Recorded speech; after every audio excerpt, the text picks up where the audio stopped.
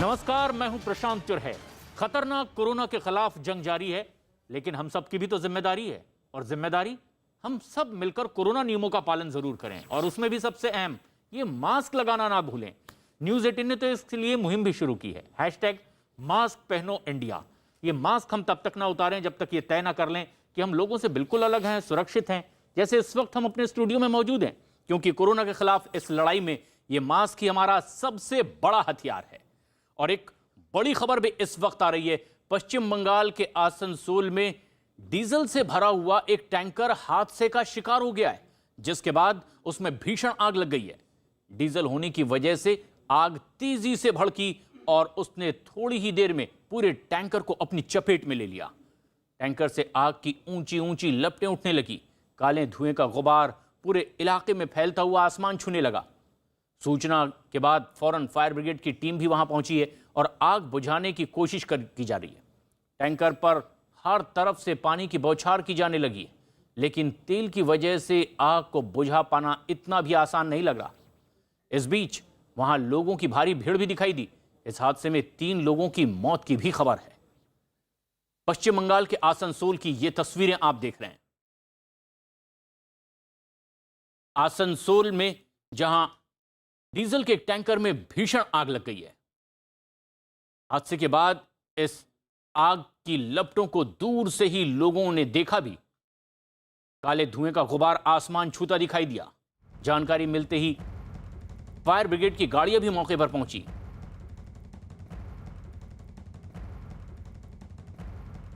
हम लोग जब बाहर निकले तो पूरा धुआं धुआं करके पूरा आग लगा हुआ था।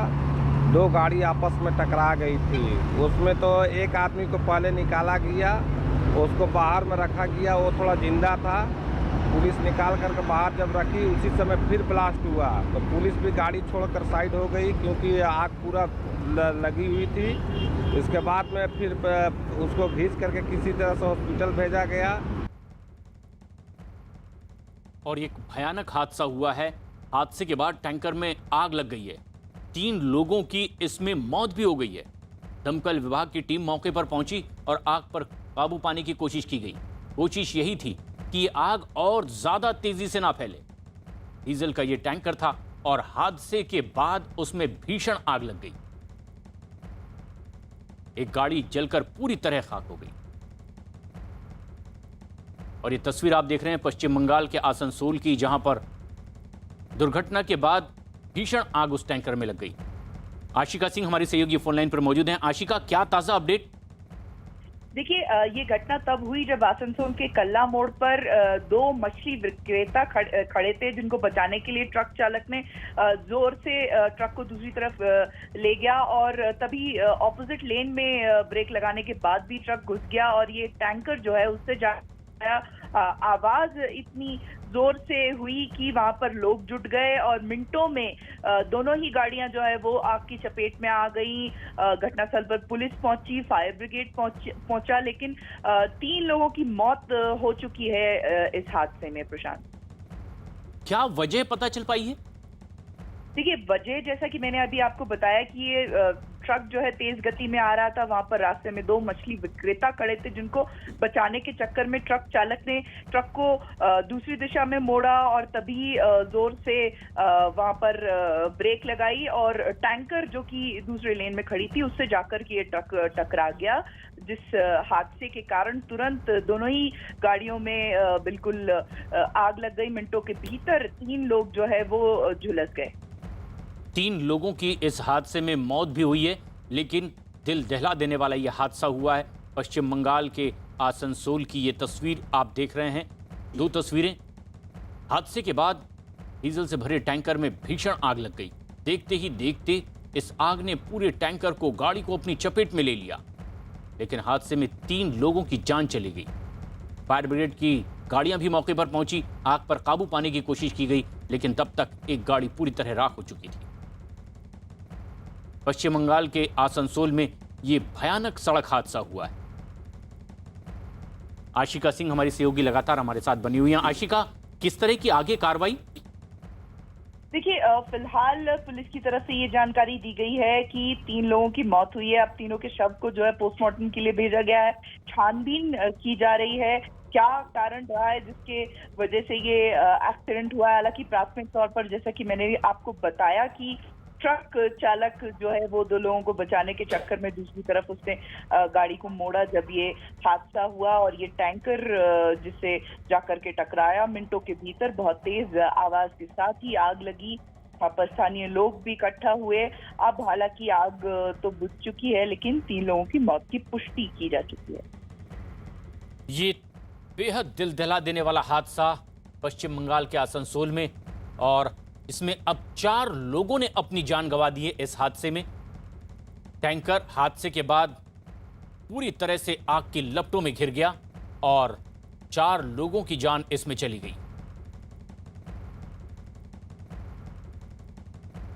एक और बेहद अहम खबर, दिग्विजय सिंह के आर्टिकल 370 पर दिए गए बयान पर मध्य प्रदेश बीजेपी अध्यक्ष विष्णुदत्त शर्मा ने गृह मंत्री अमित शाह को चिट्ठी लिखी है। विष्णुदत्त शर्मा ने गृह मंत्री अमित शाह को चिट्ठी लिखकर के दिग्विजय सिंह के खिलाफ एनआईए जांच कराने की मांग की है। कल दिग्विजय सिंह का क्लब हाउस चैट का एक ऑडियो सामने आया था, जिसमें उन्होंने आर्टिकल 370 पर अपना बयान दिया था।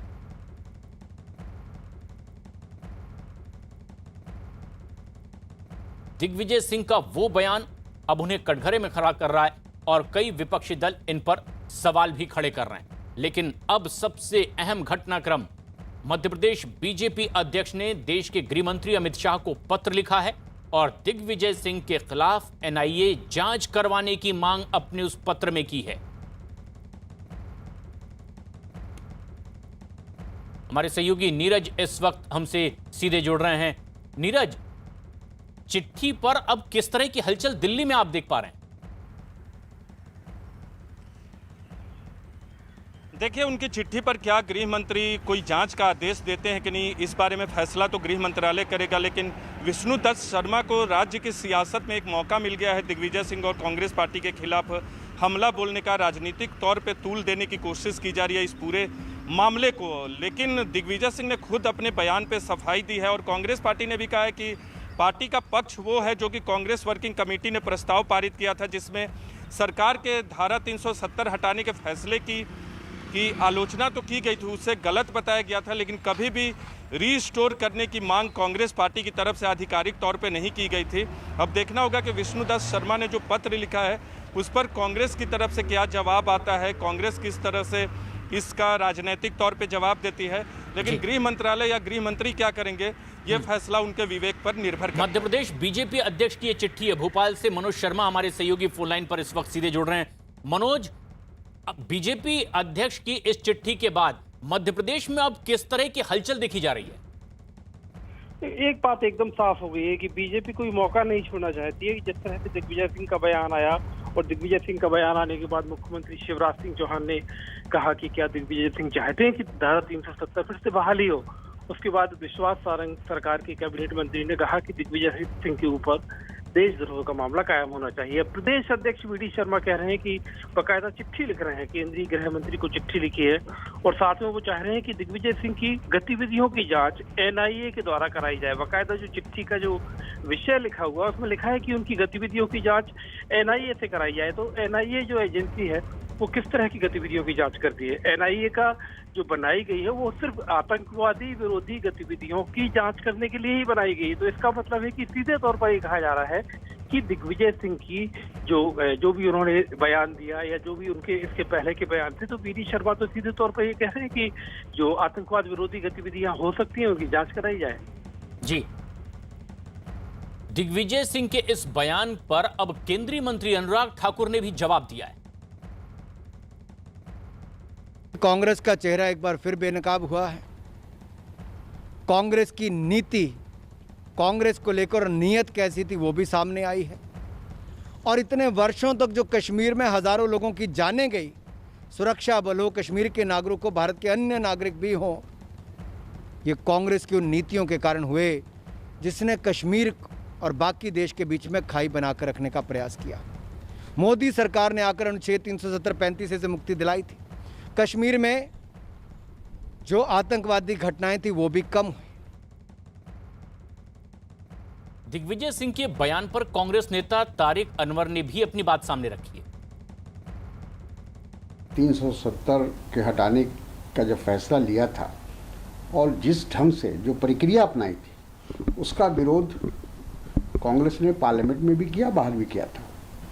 और दिग्विजय सिंह जी का जो बयान है वो यही है, उन्होंने विड्रॉ करने की बात नहीं कही, उन्होंने कहा है कि इस पर पुनः विचार किया जाएगा। तो हमारा कांग्रेस का जो स्टैंड है जो 2019 में था वो आज भी है, उसमें कोई अंतर नहीं आया। नीरज लगातार दिल्ली में हमारे साथ बने हुए हैं। नीरज, कांग्रेस की अब आगे की रणनीति क्या घिरने के बाद? देखिए, इस पत्र पे पहले तो फैसला गृह मंत्री और गृह मंत्रालय को लेना है। अगर कोई कार्रवाई की जाती है तो जाहिर सी बात है कांग्रेस पलटवार करेगी। लेकिन जहां तक बात दिग्विजय सिंह के उस बयान की है तो उस बयान पर कांग्रेस पार्टी ने तमाम वरिष्ठ नेताओं को नसीहत दी है, क्योंकि इससे पहले आपको याद होगा कि पी चिदम्बरम ने दिग्विजय सिंह से एक कदम आगे जाकर कहा था कि कांग्रेस पार्टी 370 को रिस्टोर करेगी। लेकिन कांग्रेस पार्टी का ये मत नहीं है। आधिकारिक तौर पे कांग्रेस वर्किंग कमेटी के प्रस्ताव में ये साफ कहा गया था कि पार्टी इस फैसले के खिलाफ है जिस तरह से 370 हटाया गया, लेकिन उस प्रस्ताव में इस बात का जिक्र नहीं था कि 370 को रिस्टोर किया जाएगा। और उसके बाद गुलाम नबी आज़ाद भी कह चुके हैं कि अब शांतिपूर्ण तरीके से जम्मू कश्मीर का विकास हो। तो धारा 370 को रिस्टोर करने के पक्ष में कांग्रेस पार्टी बिल्कुल नहीं है अपने प्रस्ताव के माध्यम से। लेकिन जो वरिष्ठ नेताओं के बयान आते हैं उससे कहीं ना कहीं पार्टी मुश्किल में घिर जाती है और पार्टी को अपने नेताओं को नसीहत देनी होती है। और एक बार फिर ऐसा ही हुआ है। लेकिन विष्णुदत्त शर्मा के पत्र पर क्या कुछ किया जाता है ये तो गृह मंत्री को तय करना है। कांग्रेस नेता शक्ति सिंह गोहिल ने दिग्विजय सिंह के 370 पर दिए गए उस बयान को निजी बयान करार दिया है।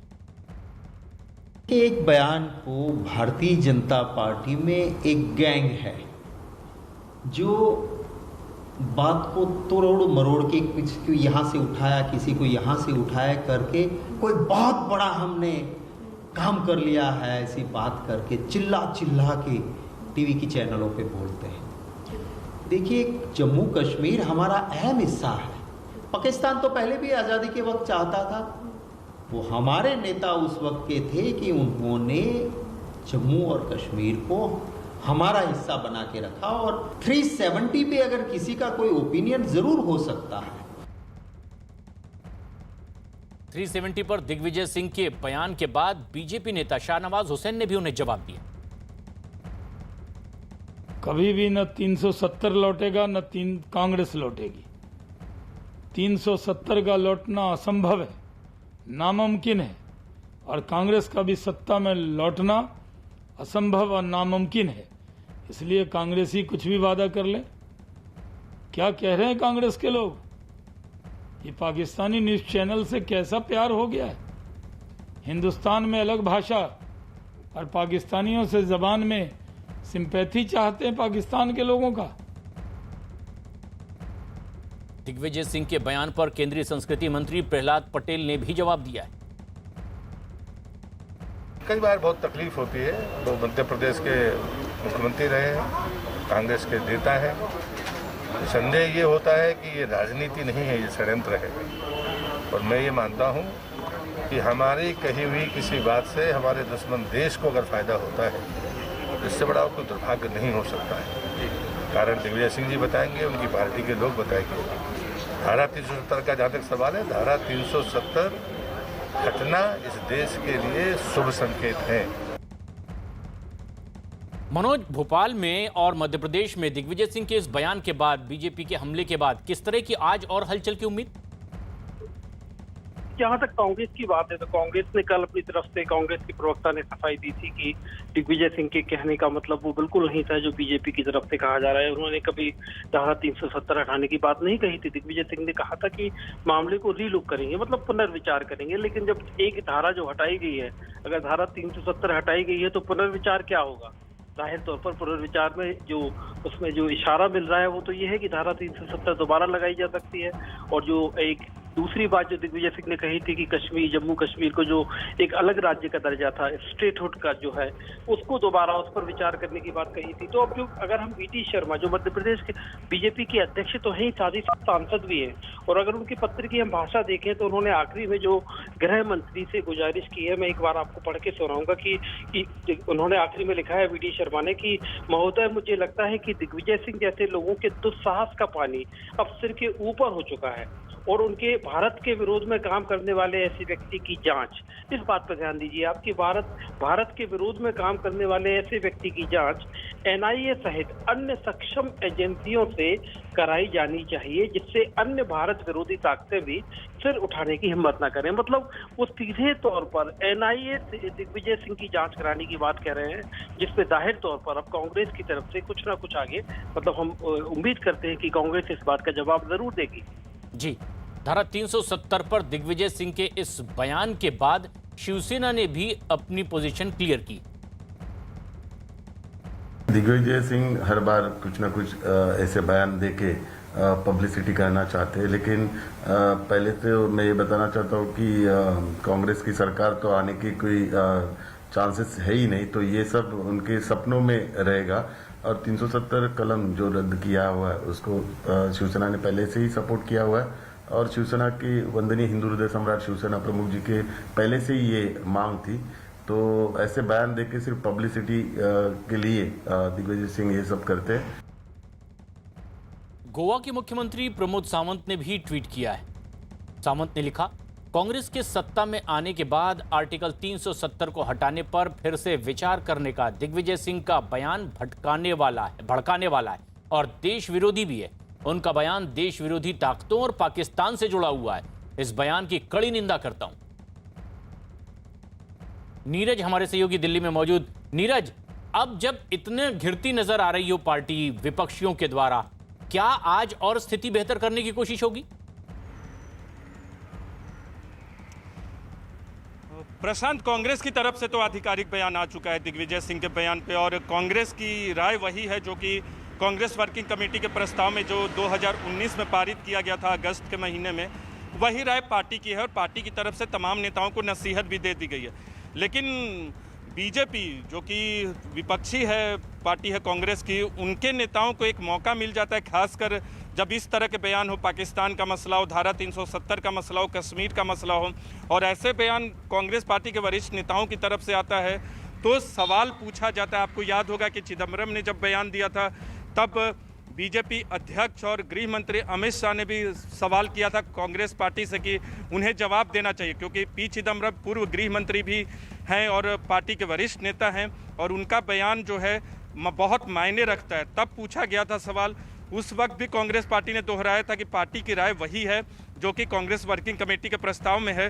तो ऐसे में अगर विष्णुदत्त शर्मा ने पत्र लिखा है, बीजेपी के नेता लगातार आरोप लगा रहे कांग्रेस पार्टी और कांग्रेस पार्टी से जवाब मांग रहे हैं, तो कांग्रेस पार्टी की तरफ से जवाब तो दे दिया गया है। लेकिन अगर गृह मंत्रालय कुछ करता है उस पत्र पे, तो फिर राजनीतिक तौर पे आरोप प्रत्यारोप का दौर फिर शुरू हो सकता है। लेकिन देखना होगा कि गृह मंत्रालय या गृह मंत्री क्या करते हैं। जी, अपडेट्स आपसे लेते रहेंगे। उधर उत्तर प्रदेश के मथुरा में उस वक्त बवाल हो गया जब चुनावी रंजिश की वजह से कुछ लोगों ने वहां के एक पत्रकार के घर पर धावा बोल दिया। मारपीट की वजह से 5 लोग इसमें घायल हो गए। इस घटना का एक वीडियो भी सामने आया है जिसमें कुछ लोग लाठी लेकर दूसरे पक्ष के लोगों को मारते दिखाई दे रहे हैं। इस दौरान वहां मौजूद कुछ लोगों के बीच बचाव की कोशिश भी करती दिखाई दी है। इस मामले में अब पुलिस ने केस दर्ज कर लिया है और मामले की जांच अब शुरू कर दी है।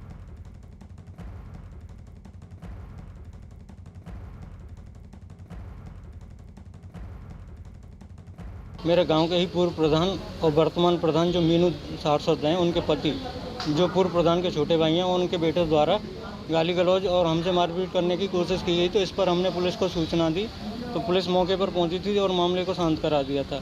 शाम को जब मेरी चाची अपने घर पर आ रही थी तो इन लोगों ने अपने घर के सामने 7-8 लोगों ने मेरी चाची जी को पकड़ लिया और छेड़छाड़ की मेरी चाची जी से और मारपीट की। उत्तर प्रदेश के मथुरा की यह घटना है जहां आप देख रहे हैं चुनावी रंजिश की वजह से कुछ लोगों ने वहां एक पत्रकार के घर पर धावा बोल दिया, ये आरोप लगाए। मारपीट की वजह से 5 लोग इसमें घायल भी हुए हैं और इसका बाकायदा वीडियो भी सामने आया है। कुछ लोग लाठी लेकर दूसरों को पीटते हुए दिखाई दिए हैं। कुछ लोगों ने बीच बचाव की कोशिश भी की है, लेकिन इसके बावजूद जमकर मारपीट हुई है और इसमें कुछ लोग घायल भी हो गए। पुलिस ने मामला दर्ज कर लिया है और आगे की पड़ताल की बात पुलिस की ओर से कही जा रही है। अजीत सिंह हमारे सहयोगी फोन लाइन पर मौजूद हैं। अजीत, क्या है ये पूरा मामला? देखिए, बिल्कुल प्रधान, मथुरा के थाना राय का मामला है, जहां बील गांव है, जहां से पर एक स्थानीय पत्रकार के घर पर चुनावी रंजिश के चलते कई दबंगों ने मिलकर हमला बोल दिया, जिसमें पत्रकार सहित 5 लोग गंभीर रूप से घायल हुए। हालांकि मारपीट के वीडियो वायरल और शिकायत के आधार पर पुलिस जरूर जांच करे, लेकिन कहा जा रहा है कि इसके पीछे चुनावी रंजिश था, जिसके चलते दबंगों ने हमला बोला और पत्रकार के परिजनों को लाठी डंडों से बेरहमी से पिटाई की। पत्रकार सहित 5 लोग इस पूरे मसले में गंभीर रूप से घायल हुए। पुलिस ने मामले में मुकदमा दर्ज कर लिया है और सीधे तौर पर पुलिस का कहना है कि हम इस पूरे मामले की विवेचना कर रहे हैं और जो लोग भी दोषी हैं, जिनका वीडियो वायरल हुआ, उनके खिलाफ कार्रवाई की जाएगी। तो पुलिस उन वीडियो के आधार पर जो आरोपी हैं उनकी तलाश कर रही है और उनकी गिरफ्तारी का प्रयास कर रही है। प्रशांत, पुलिस विवेचना की बात कर रही है, लेकिन कार्रवाई के नाम पर, ताकि पीड़ित पक्ष आश्वस्त हो पाए, संतुष्ट हो पाए, किस तरह की कार्रवाई अब तक देखी गई?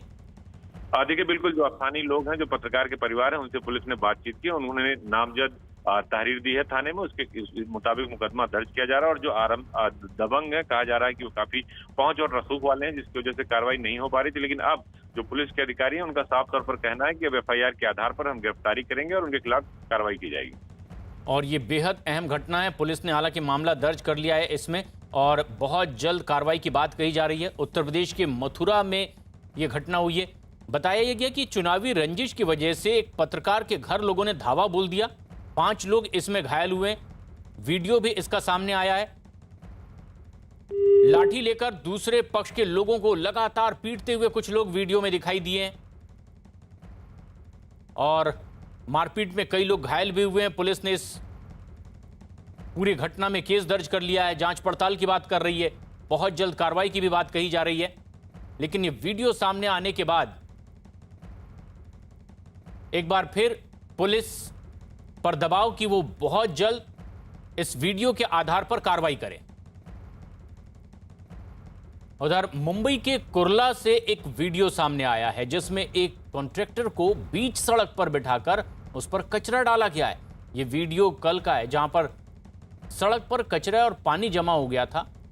जब ठेकेदार पर कचरा डाला गया, उस वक्त वहां शिवसेना विधायक दिलीप लांडे भी मौजूद थे। मुंबई के कुर्ला की यह तस्वीर हमारे दर्शक इस वक्त देख रहे हैं, जहां बीच सड़क पर एक कॉन्ट्रैक्टर को बिठाकर उसके ऊपर कचरा डाल दिया। दरअसल ये लोगों का गुस्सा है, जिसमें उन्होंने कॉन्ट्रैक्टर पर अपना गुस्सा जाहिर किया है। बीच सड़क पर ही बिठाया गया उस कॉन्ट्रैक्टर को, उस पर कचरा डाला गया है। लेकिन खास बात यह कि जब यह पूरी घटना हुई, वहां शिवसेना विधायक भी मौजूद रहे।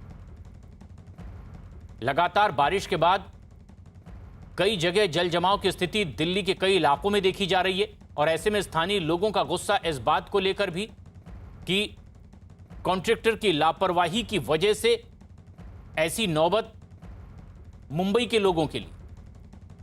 मुंबई की यह घटना है, जहां पर कुर्ला में एक कॉन्ट्रैक्टर को बीच सड़क पर बिठाया है लोगों ने और उस पर कचरा डाला गया। वो कचरा जो नालियों से निकला हुआ बाहर नजर आ रहा है। लेकिन खास बात यह कि शिवसेना के विधायक भी यहीं मौजूद थे और उनके सामने लोगों ने इस तरह से गुस्से का इजहार किया है। 2 दिन से लगातार मुंबई के कई इलाकों में बारिश के बाद इसी तरह से जल जमाव की स्थिति दिखाई दे रही है और लोगों का अक्सर इसी तरह से गुस्सा सामने आता है। दिवाकर, क्या इसमें और विस्तार से जानकारी? देखिए, जो जानकारी मिल पाई है प्रशांत, उसके मुताबिक ये कमानी का इलाका है जो कुर्ला के पास आता है और यहाँ के जो विधायक हैं लांडे, दिलीप लांडे, जो कि शिवसेना से विधायक हैं, वो जो है कल सड़कों पर उतरेंगे, क्योंकि कल मुंबई में काफी ज्यादा बारिश थी, जिसके चलते जल जमाव उनके इलाके में हुआ था। और BMC की तरफ से जिस कॉन्ट्रैक्टर को नाला सफाई करने की जिम्मेदारी दी गई थी, उसने सही से काम नहीं किया, ऐसा दिलीप लांडे का कहना था।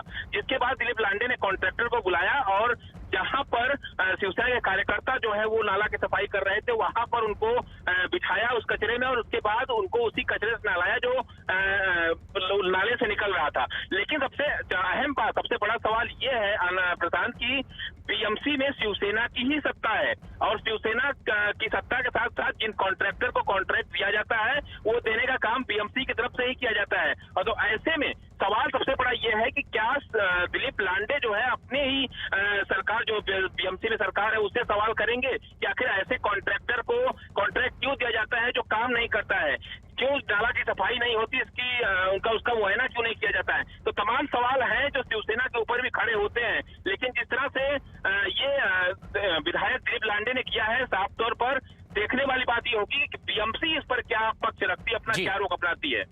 दिवाकर, ये तस्वीर बेहद खास भी है जो दर्शक इस वक्त हमारे देख रहे हैं। मुंबई के कुर्ला कमानी इलाके की यह घटना है जिसका एक वीडियो भी बनाया गया और इस घटना के वक्त शिवसेना के विधायक भी यहीं मौजूद थे। लोगों का गुस्सा इस तरह से जाहिर किया गया। नाला सफाई का कॉन्ट्रैक्ट जिस कॉन्ट्रैक्टर को दिया गया उसे बीच सड़क पर बिठाया गया और उसके ऊपर कचरा डाला गया। दरअसल जल जमाव की स्थिति ऐसे लोगों की वजह से आई है, यह भी लोगों का मानना और गुस्से का इजहार। और ऐसे में मुंबई के कुर्ला कमानी इलाके में यह घटना सामने आई जब शिवसेना के विधायक की मौजूदगी में ही लोगों ने अपने गुस्से का इजहार किया। कॉन्ट्रैक्टर को बीच सड़क पर बिठाया और उस पर कचरा डाला गया है। दिवाकर, इस पर कोई प्रतिक्रिया सामने आ पाई है? विधायक की मौजूदगी में यह घटना हुई? देखिए, इस मामले में विधायक की प्रतिक्रिया सामने आई है जिसमें उन्होंने साफ तौर पर कहा है कि जिनको जिम्मेदारी सौंपी गई थी उन्होंने ढंग से अपना काम नहीं किया। लेकिन क्या ये सवाल वो अपनी जो बीएमसी में सत्ता है शिवसेना की उसके नेताओं से पूछेंगे, ये बड़ा सवाल है। लेकिन सबसे अहम चीज ये कि जिस तरह से बारिश के दौरान पिछले 3 दिनों में मुंबई में हालात बने हैं और खास तौर पर अलग अलग इलाकों में जो है पानी भरा है, उससे लोगों को परेशानी का सामना करना पड़ा है। लेकिन अब विधायक जबकि सामने आए हैं और उन्होंने खुद कॉन्ट्रैक्टर को कचरे पर ना सिर्फ बिठाया बल्कि जो कचरा निकला था उससे उनको नहलाया भी। तो ऐसे में सवाल यह है कि अब क्या वो जो शिवसेना में सत्ता है, बीएमसी की मेयर है, बीएमसी कमिश्नर है, उनसे सवाल करेंगे आखिर ऐसे लोगों को कॉन्ट्रैक्ट क्यों दिया जाता है जो काम नहीं करते हैं। और अब एक बड़ी खबर राजस्थान से। कांग्रेस विधायक वेद प्रकाश सोलंकी ने यह दावा किया है कि कई कांग्रेस विधायकों के फोन टैप किए जा रहे हैं और उन विधायकों से उनकी बात भी हुई है। इसकी शिकायत मुख्यमंत्री अशोक गहलोत से भी की गई, जिस पर बीजेपी का भी बयान सामने आया है।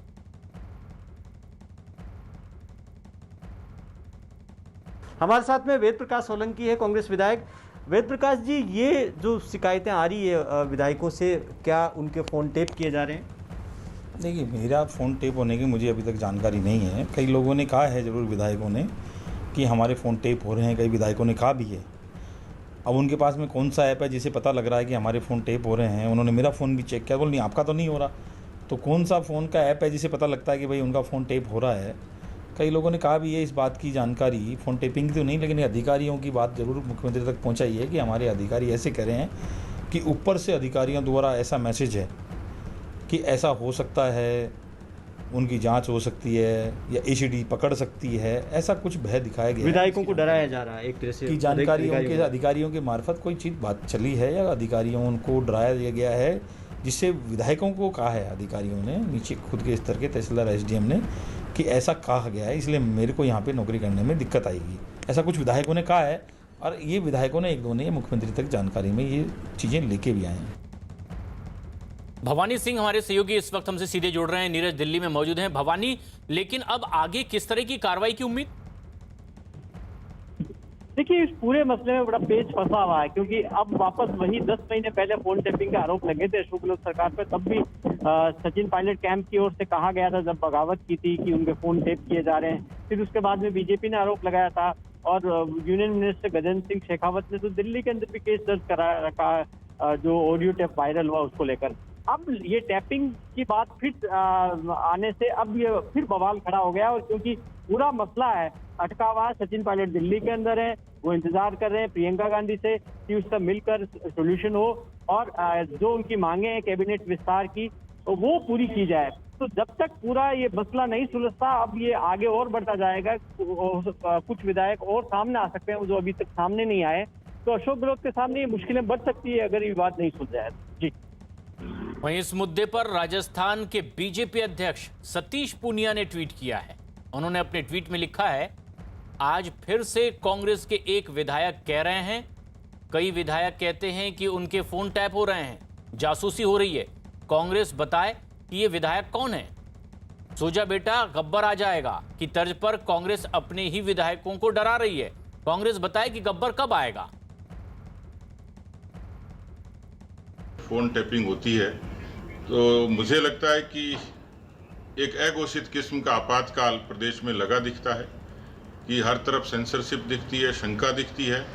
बजाय प्रबंधन के ये सरकार जासूसी और फोन टैपिंग जैसी बात करती है। तो मेरा प्रश्न सीधा सीधा ये है कि ये वो विधायक कौन है।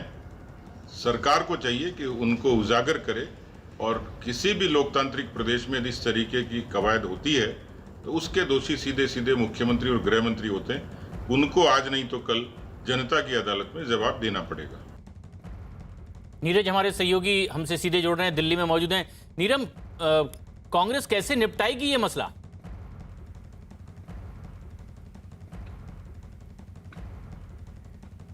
प्रशांत, कांग्रेस के अंदर खाने सचिन पायलट की जो डिमांड है उसको तो पूरा करने की कोशिश जारी है। हालांकि अब तक फॉर्मूला तय नहीं हुआ है कि क्या कुछ किया जाएगा। सचिन पायलट चाहते हैं कि 6 से 7 मंत्री पद उनके लोगों को दिया जाए। लेकिन जहां तक बात फोन टैपिंग की है, देखिए अगर सचिन पायलट की तरफ से अंदर पार्टी के अंदर कोई बगावत नहीं की जाएगी तो फिर फोन टैपिंग का मसला बहुत टूल नहीं पकड़ेगा, क्योंकि सचिन पायलट पर निर्भर करेगा कि वो आने वाले दिनों में किस तरह का रास्ता अपनाते। भारतीय जनता पार्टी के संपर्क में अभी उस तरह से नहीं है जैसा पिछली बार हुआ था आज के 10 महीने पहले, आपको याद होगा। लेकिन अगर उनकी मांगों को पूरा किया जाता, जो उन्होंने मांगे रखी हैं पार्टी के समक्ष और जो उम्मीदें जताई हैं, उन मांगों को क्या पार्टी पूरा करती है। पार्टी की तरफ से कोशिश जारी है कि सचिन पायलट का जो डिमांड है उसको पूरा किया जाए। लेकिन पार्टी के सामने भी कई मुश्किलें हैं, अशोक गहलोत के सामने भी कई मुश्किलें। पहली मुश्किल ये है कि सचिन पायलट चाहते हैं 6 से 7 मंत्री पद 9 खाली पदों में से मिले। ये देना पार्टी के लिए थोड़ा मुश्किल होगा, क्योंकि बहुत सारे ऐसे भी विधायक हैं जो इंडिपेंडेंट है और बीएसपी से कांग्रेस में शामिल हुए थे। ऐसे विधायकों की संख्या 18 है, तो उनकी भी आकांक्षाएं हैं कि अगर मंत्रिमंडल में फेरबदल होता है तो उन्हें भी जगह मिलेगी। इसके अलावा कांग्रेस के अंदर ही वैसे विधायक भी हैं जो 6 से 7 बार जीत कर आ चुके हैं, तो पार्टी उनका भी ख्याल रखेगी। तो देखना होगा कि फॉर्मूला क्या निकलता है।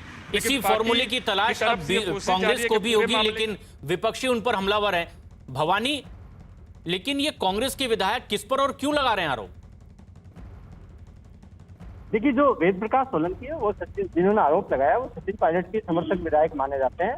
अब उन्होंने उन नामों का खुलासा नहीं किया। उन्होंने ये नहीं कहा कि उनका फोन टैप हो रहा। वो कह रहे हैं कि कुछ कांग्रेस के विधायकों ने उनसे संपर्क किया था कि उनके फोन टैप हो रहे हैं। वो विधायक कौन से हैं अभी तक ये सामने नहीं आए, वो विधायक खुलकर सामने नहीं आए। तो अभी पूरा मामला पर्दे के अंदर है। जब तक पूरी चीजें सामने नहीं आती तब तक कहना मुश्किल है कि किसके टैप हुए। सरकार बिल्कुल चुप्पी खामोशी साध रखी है। सरकार की ओर से कोई स्टेटमेंट नहीं है कि फोन टैपिंग हो रही है या नहीं हो रही है, या ये कहे कि नहीं आरोप झूठे हैं, क्योंकि पूरा संवेदनशील मसला है। क्योंकि सचिन पायलट दिल्ली में बैठे हुए हैं और इस बीच में दबाव बना रहे हैं। तो अभी अशोक गहलोत इस कोशिश में है कि पूरे मामले पे जब तक चुप्पी साधी जाए, जब तक कि इस पूरे मामले को रिजॉल्व नहीं कर दिया जाए। और रिजॉल्व भी यही करना है, जैसा संदीप बोल रहे थे कि इसका सोल्यूशन एक ही है कि मंत्रिमंडल का विस्तार कर दिया जाए। और विस्तार को लेकर जो विवाद अटका हुआ वो मंत्री पदों को लेकर है, क्योंकि 9 सीटें खाली है और सचिन पायलट का दबाव ज्यादा है। वहीं फोन टैपिंग के मुद्दे पर बीजेपी का बयान आने के बाद राजस्थान प्रदेश कांग्रेस कमेटी के अध्यक्ष गोविंद सिंह डोटासरा का बयान भी सामने आया है। सब लोग मिलकर के आलाकमान तय करता है, जिसको जो जिम्मेदारी देता है वो जिम्मेदारी लेता है। कहीं दिक्कत वाली बात नहीं है, कोई नाराज नहीं है। सब मिलकर के अच्छा शासन देंगे, अच्छा सत्ता और संगठन के समन्वय के साथ में काम करेंगे, राजस्थान में लोगों की सेवा करेंगे और पुनः चुनाव जीत करके आएंगे। नीरज, दिल्ली में किस तरह की हलचल, कब तक इस मुद्दे को सुलझा लेने की उम्मीद की जा रही है? देखिए, जो खबरें मिल रही है, सचिन पायलट कल यानी सोमवार सुबह तक दिल्ली में मौजूद है। वीकेंड में कई बार वो आते हैं, लेकिन इस बार का उनका दिल्ली आगमन अपने आप में खास इसलिए है कि उससे पहले जितिन प्रसाद ने पार्टी छोड़ी और बार बार सचिन पायलट की तरफ से ये मांग उठाई जाती रही कि मंत्रिमंडल में बदलाव हो, अशोक गहलोत उन विधायकों को भी जगह दे जो उनके करीबी लोग हैं। लेकिन सचिन पायलट का ये भी मानना है, सचिन पायलट ये मानते हैं कि जो पिछला विधानसभा चुनाव हुआ था, बतौर पार्टी अध्यक्ष तमाम विधायकों को उन्होंने ही सिंबल मुहैया कराया था। तो ऐसे में उनका कोई अपना गुट नहीं है, सभी विधायक कांग्रेस पार्टी के हैं। तो ये वो मानते हैं। हमारी जब उनसे बातचीत हुई थी तो उनका ये साफ कहना था कि इस पार्टी के सभी विधायक उनके विधायक है, कांग्रेस के विधायक है, सचिन पायलट या अशोक गहलोत के विधायक नहीं है। तो देखना होगा कि जो 18 विधायक, अब उनकी संख्या कम हो गई है, जो उनके विधायक, उनके करीबी विधायक जिन्होंने साथ छोड़ने की कोशिश की थी, उनको मंत्रिमंडल में जगह दिलाई जाए। और सचिन पायलट इस पूरे मांग से ये भी चाहते हैं कि सरकार में उनका दबाव बढ़े, सरकार पर उनका दबाव बढ़े, कांग्रेस पार्टी के अंदर जो राजस्थान कांग्रेस है उनका दबदबा बढ़े, प्रभाव स्थापित हो, और उसके बाद ही वो अपनी भूमिका तय करेंगे।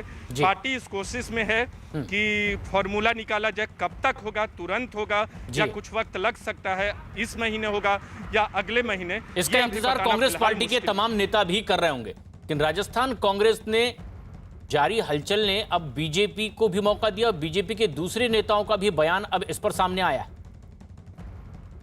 कोरोना का नाम लेकर के राजस्थान की सीमा को सील करने का काम किया, बार बार अपनी बाड़ेबंदी करके लोगों को प्रताड़ित करने का काम किया। अपने ही प्रदेश अध्यक्ष के लिए कहा कि ये लाचारा है, बेकार है, अनाड़ी है, सब तरह के शब्दों का इस्तेमाल किया।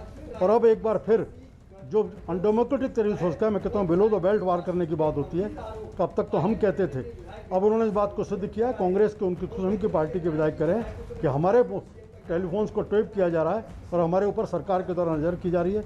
ये पूरी तरह से लोकतंत्र, मैं ये कह सकता हूँ कि सरकार ज़्यादा दिन की मेहमान नहीं है, अपने स्वयं के अंतर्वादों को जल्दी करेगी। भवानी, अब राजस्थान कांग्रेस पर इस पूरे घटनाक्रम का कैसा असर पड़ रहा है? देखिए, जाहिर तौर पर आप इससे अंदाजा लगा सकते हैं कि आज जब विधायक इतने दहशत में है, उनको लगता है कि ट्रैप हो सकते हैं, फोन टैप की आशंका उनको, तो अब पूरे कांग्रेस के अंदर एक तरह से दहशत का माहौल है और सब लोग चाहते हैं कि इस मुद्दे का समाधान हो।